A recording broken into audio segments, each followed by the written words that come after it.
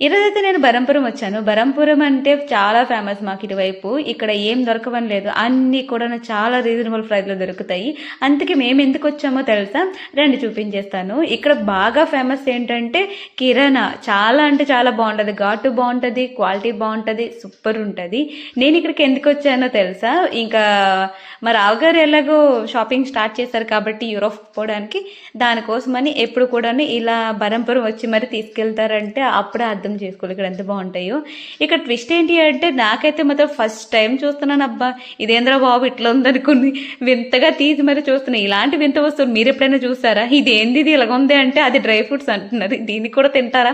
మీరు ఎప్పుడైనా ఇది చూసారా? టేస్ట్ చేసారా? కామెంట్ చేయండి. అబ్బా నేనైతే ఫస్ట్ టైం చూసాను. పాపల్ లాగా ఉందని పక్కన పెట్టేశాను. మా సార్కి అయితే ఏదో కొంచెం వర్క్ ఉందని చెప్పి బరంపురం వచ్చారు. సో అందుకని అలా వచ్చి కొంచెం షాపింగ్ ఉంటే అలా చేసుకొని లగేజ్ సర్దుకున్నాం. ఇంకో వీడియోతో మళ్ళీ వస్తా. బాయ్.